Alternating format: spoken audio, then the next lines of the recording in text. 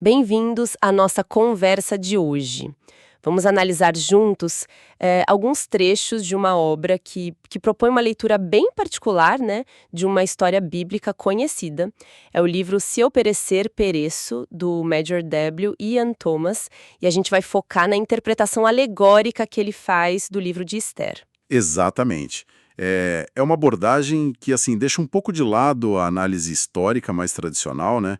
E mergulha fundo no simbolismo, buscando lições sobre o que o autor considera ser a dinâmica da vida espiritual cristã. Certo, então a nossa missão aqui hoje é tentar entender como o W. Ian Thomas usa essa narrativa antiga, sabe? Esther, o rei Assuero, Ramã, Mardoqueu, para pintar um quadro do conflito interior humano e do caminho para o que ele vai definir como uma vida espiritual vitoriosa.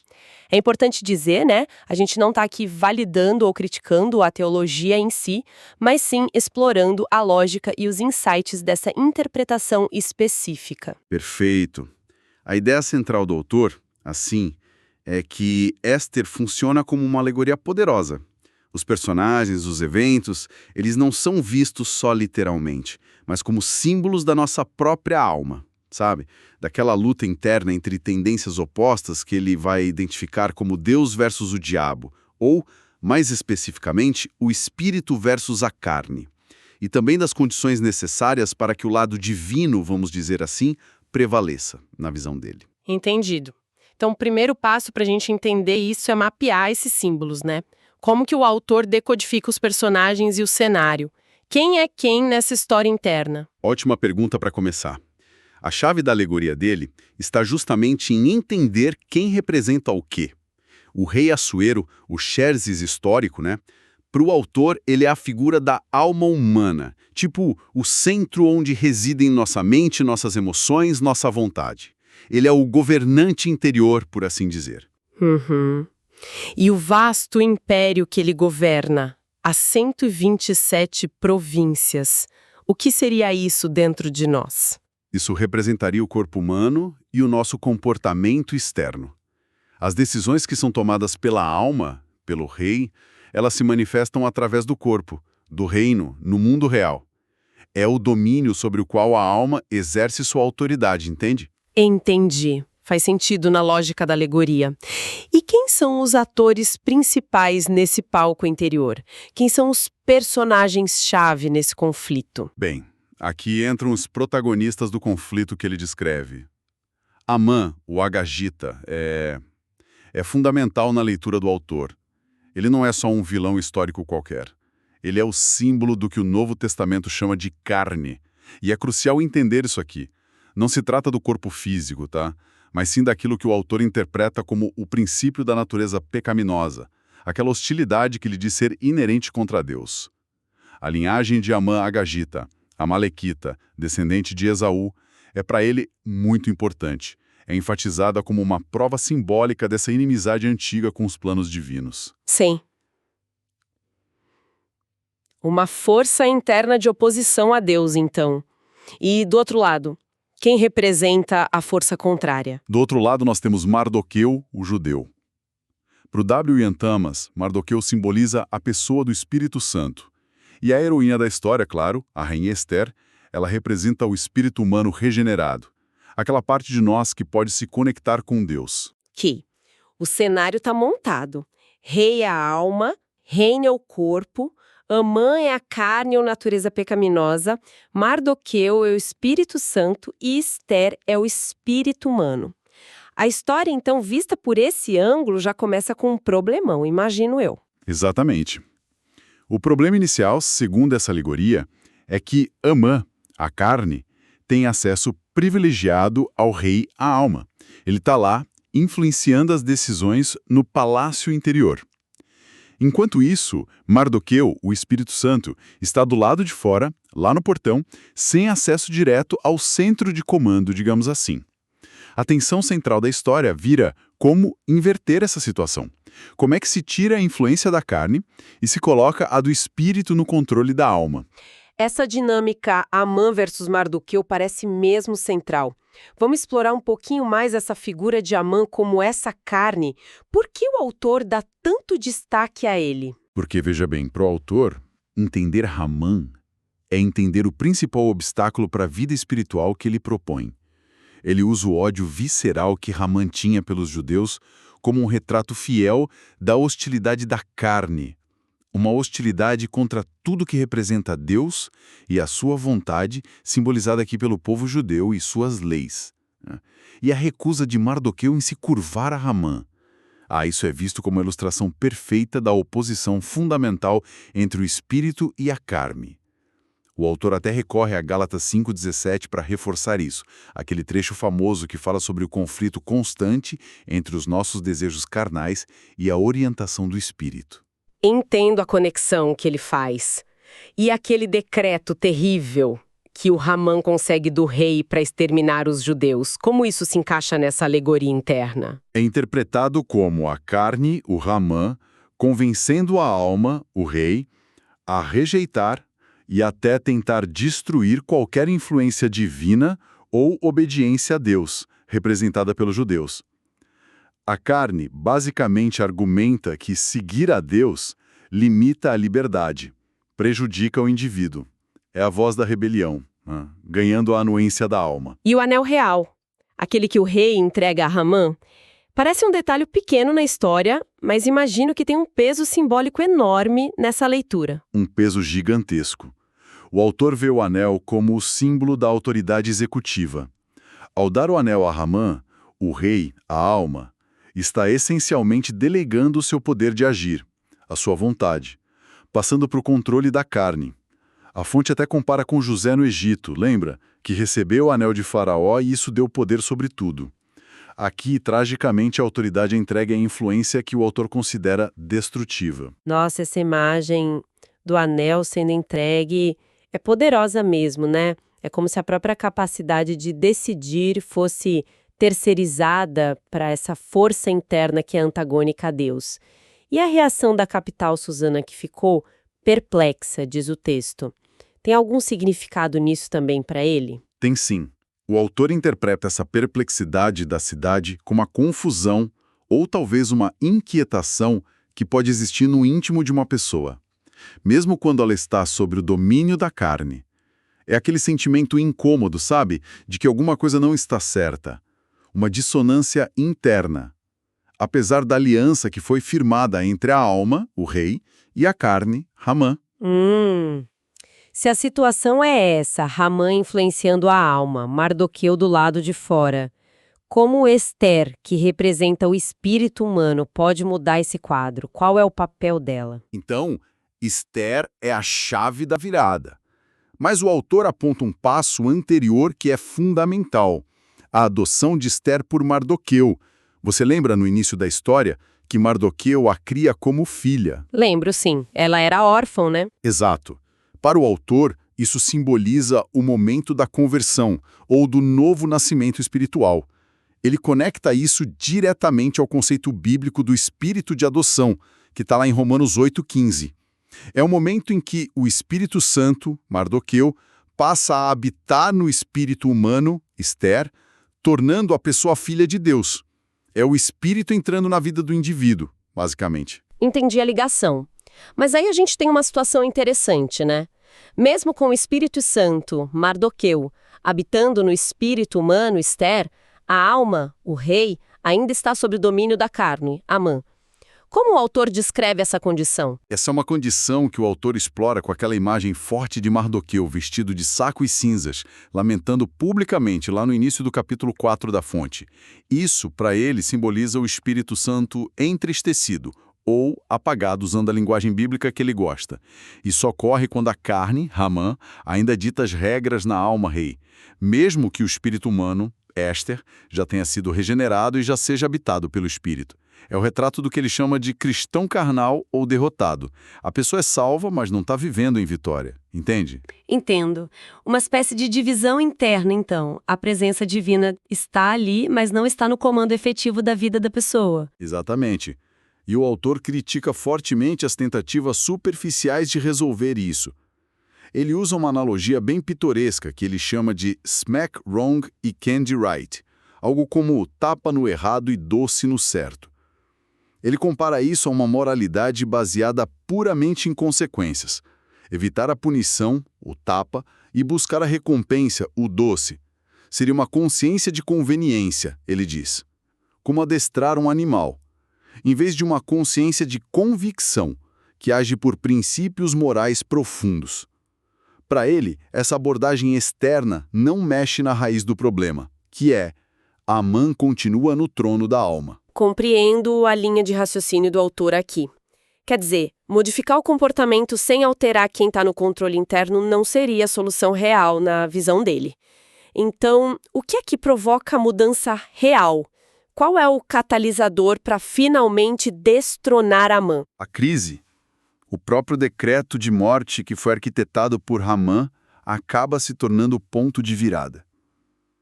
Diante da aniquilação iminente do seu povo, Mardoqueu, o Espírito Santo, instrui Ester, o espírito humano, a tomar uma atitude, radicalmente perigosa. Ir à presença do rei sem ser chamada, para interceder.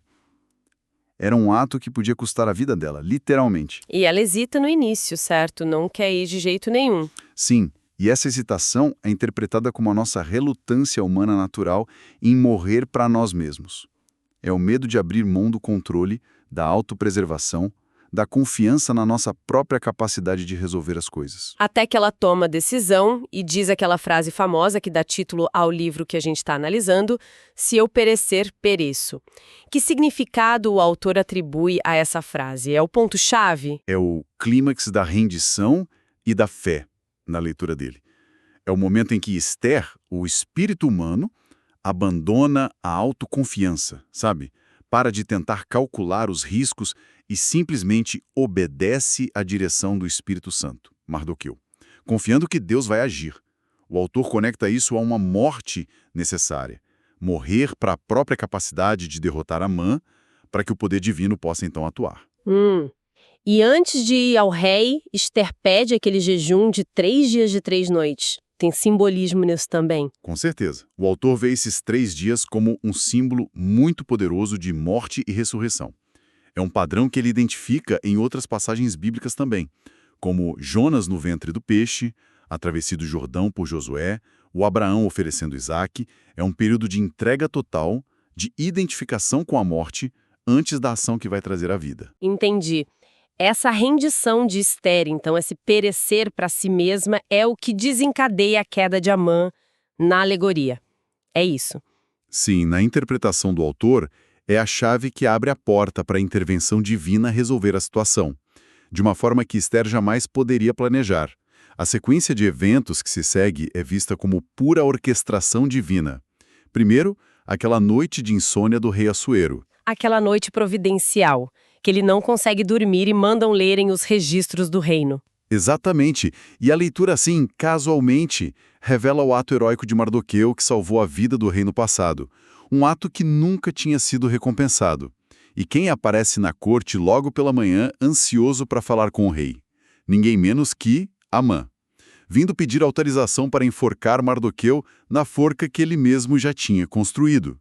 Que timing! Aí vem a ironia espetacular da história. É incrível. É um dos pontos altos. O rei, querendo honrar Mardoqueu, pergunta a Amã: o que se deve fazer ao homem a quem o rei deseja honrar? Amã, claro, egocêntrico, acha que é ele mesmo o homenageado e descreve a maior honra pública imaginável: vestes reais, cavalo real, coroa real, desfile pela cidade. E o rei ordena: faça tudo isso para Mardoqueu, o judeu. Imagina a humilhação para o Amã ter que honrar publicamente o seu arqui-inimigo. É uma reviravolta impressionante mesmo. E logo depois disso vem o segundo banquete que a Ester preparou, não é? Isso. No segundo banquete, Ester revela sua identidade judaica e acusa Amã diretamente. Um adversário e inimigo, este ímpio Amã. O rei explode em fúria. Enquanto Amã implora pela vida, um dos servos, muito oportunamente, menciona: olha, a forca de 50 côvados de altura que Amã fez para Mardoqueu está junto à casa de Amã. A resposta do rei é imediata e final: enforquem-no nela. E pronto. E a forca que o próprio Ramã preparou para o Mardoqueu acaba sendo o instrumento da sua própria execução. Como o autor interpreta esse símbolo da forca? Ele traça um paralelo direto com a cruz de Cristo. Argumenta que assim como Ramã foi destruído pelo instrumento que ele mesmo preparou para o justo, na cruz, Cristo não apenas pagou pelos pecados, mas também condenou o pecado na carne, como diz lá em Romanos 8:3. Na visão do autor, a carne, simbolizada por Ramã, foi metaforicamente pregada na cruz, na forca que ela mesma ergueu para tentar destruir o bem representado por Mardoqueu ou Cristo. A derrota de Ramã, portanto, não é vista como fruto do esforço de Ester, mas uma consequência direta da rendição dela que permitiu a ação divina. Ok, então Ramã está fora do quadro. Qual é a consequência imediata dessa mudança no palácio da alma, segundo essa alegoria? Bom, acontece uma transferência de poder muito explícita. Mardoqueu, o Espírito Santo, recebe o anel do rei, lembra? Aquela mesma autoridade executiva que Amã tinha antes. A carne perdeu o comando. E mais, a casa de Amã, tudo que ele possuía, é dada a Ester, ao espírito humano. E o que isso simboliza na prática da vida espiritual? Simboliza que o espírito humano, a Ester, agora liberto, passa a administrar os despojos da natureza carnal que foi vencida. Mas isso é crucial na visão dele sobre a direção e autoridade do Espírito Santo, Mardoqueu. Tanto que Ester imediatamente entrega a administração da casa de Amã para Mardoqueu. O autor chama isso de plenitude do Espírito Santo. É um estado onde a alma, o rei, estaria alinhada com o espírito, Ester, que por sua vez está submisso ao Espírito Santo, Mardoqueu. Uma nova gestão interna, digamos. E essa nova gestão interna, essa harmonia no palácio, como ela impacta o reino exterior? O corpo, o comportamento da pessoa. A mudança interna transborda, né? O decreto de morte é anulado por um novo decreto, agora redigido por Mardoqueu com a autoridade do rei. Esse novo decreto permite aos judeus se defenderem e prevalecerem sobre seus inimigos. Onde havia luto e medo, agora tem festa, alegria, paz. A instituição da festa de Purim celebra exatamente essa virada. Os inimigos são subjugados. A fonte também destaca um detalhe interessante. Muitos dos povos da terra se fizeram judeus. Qual a leitura alegórica disso? O autor interpreta isso como o poder do testemunho de uma vida transformada. Quando a dinâmica interna muda de forma autêntica, isso se reflete externamente de uma maneira tão radical que se torna contagiante, atrai outros. Aquela cidade perplexa de antes agora se torna a cidade alegre. A vitória sobre Ramã no interior se manifesta como vida abundante no exterior. Parece um final feliz e definitivo. Mas a luta acaba aí. Ramã foi executado, a carne foi julgada na forca simbólica. O problema está resolvido de uma vez por todas na vida do crente, segundo essa visão? Essa é uma pergunta importante. E o autor usa um detalhe lá do capítulo 9 de Ester para abordar isso de uma forma bem prática, eu acho. Mesmo depois da morte de Ramã, Ester pede ao rei permissão para que os 10 filhos de Ramã também sejam enforcados. E o rei concede. Os filhos de Ramã. O que eles representariam nessa alegoria? Quer dizer que a luta continua mesmo depois da vitória principal? Exatamente. Os filhos de Amã são interpretados como as manifestações contínuas, as obras ou os frutos da natureza carnal na vida diária. Embora o princípio do pecado, o Amã, tenha sido derrotado e condenado na cruz, que é simbolizada pela forca, suas expressões práticas, maus hábitos, tentações, padrões de pensamento antigos, ainda precisam ser identificadas e enforcadas, ou seja, subjugadas dia após dia. Então a interpretação não sugere uma erradicação instantânea e completa da tendência ao pecado, mas sim uma necessidade de vigilância constante. Não é um final feliz e pronto. Precisamente. A execução de Ramã é vista como um ato de fé fundamental à identificação inicial com a morte de Cristo para o pecado. Mas lidar com os filhos de Ramã exige uma atitude de fé contínua. Requer o andar no Espírito momento a momento, como o apóstolo Paulo descreve lá em Gálatas 5,16. Não basta a vitória inicial. É preciso manter essa vitória ativa diariamente. A batalha pelas escolhas e reações diárias continua, sim. Isso adiciona uma camada de realismo à alegoria, né? O autor usa alguma outra imagem para reforçar essa ideia de que a natureza carnal, embora derrotada em seu poder de domínio, ainda precisa ser controlada? Usa sim, ele usa uma analogia bem direta, talvez até um pouco chocante para alguns. Porco é porco. A ideia é que a natureza essencial da carne comparada ao porco não muda sua inclinação inerente para o mal, para a lama, ela não se torna santa.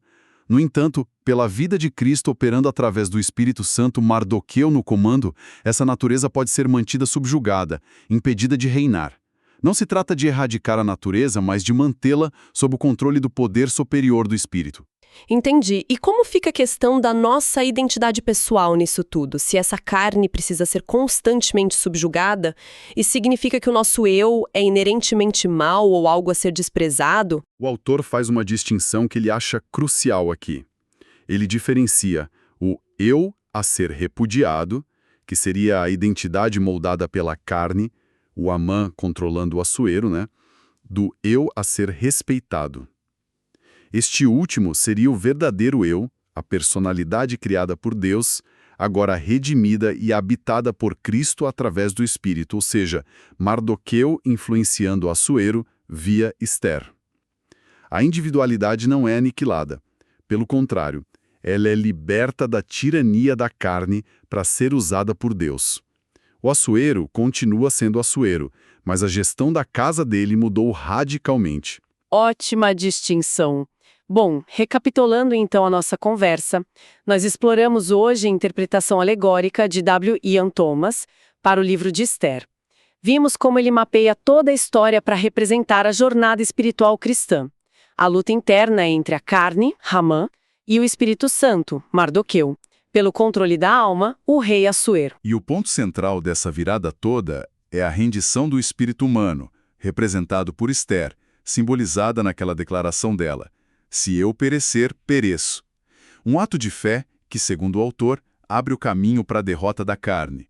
Não por esforço próprio, mas pela intervenção divina que se segue. Parece que a grande mensagem que o autor quer transmitir com essa leitura é que a transformação espiritual autêntica não vem de tentar mais arduamente ou de reformar o comportamento externo por conta própria. Exatamente. A ênfase toda está na substituição. É preciso permitir que a vida de Cristo, pelo poder do Espírito Santo, opere em nosso lugar, subjugando a velha natureza. É o Mardoqueu assumindo a autoridade que antes pertencia a Hamã. É uma troca de governo interno, não apenas uma melhoria administrativa, sabe? E para a gente refletir um pouco mais sobre isso, fica uma questão interessante que essa alegoria levanta, né? Se Mardoqueu representa o Espírito Santo e o anel do rei simboliza a autoridade sobre nossa alma, mente, emoções, vontade, o que significa concretamente no nosso dia a dia permitir que essa autoridade seja de fato exercida? Como seria viver essa dinâmica de render continuamente o controle e ter que lidar com os filhos de Amã? É uma provocação sobre a natureza da rendição contínua. Se a vitória sobre o domínio de Amã veio por um ato de entrega total, como essa vitória se sustenta diante das pressões e das manifestações persistentes da carne? Como essa autoridade de Mardoqueu se traduz nas pequenas e grandes escolhas, nas reações, nos pensamentos de cada dia? Fica aí uma exploração pessoal sobre como essa alegoria poderia, ou talvez não, se aplicar à vivência da fé de cada um.